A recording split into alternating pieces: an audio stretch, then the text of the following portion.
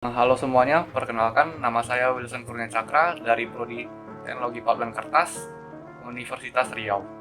Pada kesempatan kali ini, saya akan menjelaskan tentang proses klor alkali di chemical plant. Selamat menyaksikan. Klor alkali plant adalah pabrik yang menghasilkan kaustik atau NaOH, hidrogen, dan klorin. Bahan baku utama yang digunakan adalah larutan brine yang telah diproses di brine treatment untuk menghilangkan impurities. Proses di brine treatment melibatkan beberapa langkah seperti penjenuhan brine di saturator, penambahan larutan BaCl2 dan Na2CO3 untuk mengikat impurities tertentu, serta penambahan NaOH untuk menjaga pH dan mengikat impurities lainnya. Reaksi kimianya sebagai berikut. Setelah itu, larutan brine diolah melalui clarifier, brine filter, dan ion exchanger untuk menghilangkan padatan tersuspensi dan impurities terlarut. Resin pada ion exchanger juga perlu diregenerasi menggunakan beberapa tahapan seperti brine displacement, backwash diamine water, acid injection, acid displacement, caustic injection, caustic displacement, dan water displacement. Proses-proses ini bertujuan untuk memurnikan larutan brine sebelum dielektrolisis menjadi produk akhir.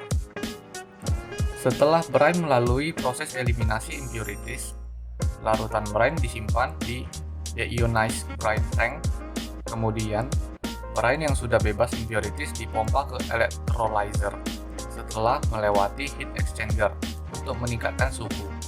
Karena jika temperatur pada deionized brine yang rendah akan menyebabkan proses yang terjadi di electrolyzer tidak akan sempurna. Di electrolyzer terdapat katoda dan anoda yang dibatasi oleh membran.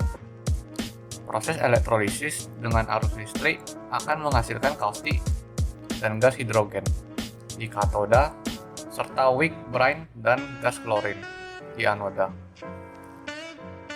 Energi listrik akan memecah NaCl menjadi ion Na dan Cl, serta H2O menjadi H2 dan OH. Kemudian, ion-ion tersebut akan bereaksi membentuk NaOH, H2, dan CH.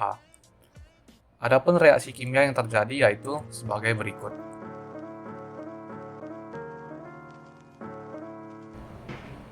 Reaksi kimia terjadi, memecah NaCl dan H2O menjadi komponen-komponen tersebut. Ion Na2+ dapat melewati membran semi-permeable dan bermigrasi dari anoda ke katoda untuk bereaksi dengan OH menjadi NaOH. Kaustik dan gas H2 dipisahkan dalam catholyte tank. Kaustik dikirim ke NaOH storage, sedangkan gas H2 melewati H2 blower dan menjalani pendinginan melalui H2 cooler dan H2 chiller untuk menghilangkan uap air. H2 demister berfungsi untuk memisahkan uap air yang telah mengembun sebelum gas H2 digunakan dalam HCl sintesis unit 3 di ClO2 plant 1. Pendinginan ini penting karena adanya uap air dalam gas H2 dapat memiliki dampak negatif pada HCl sintesis unit. Setelah terbentuk di anoda, weak brine dan gas klorin dipisahkan dan diproses secara terpisah. Gas klorin dipompa ke anolyte tank dan dicampur dengan HCl.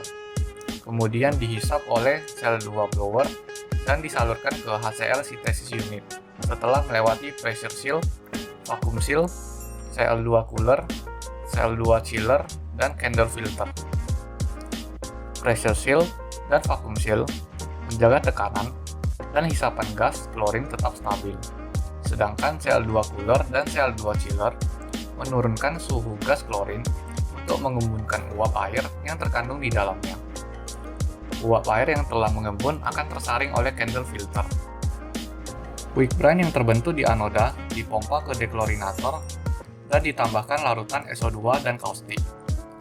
Di deklorinator, weak brine disemprotkan menggunakan nozzle untuk memisahkan gas klorin dari larutan. Larutan klorin yang masih menempel pada weak brine dipisahkan dengan bantuan larutan SO2, sedangkan kaustik ditambahkan untuk menaikkan pH larutan weak brine. Berikut reaksinya.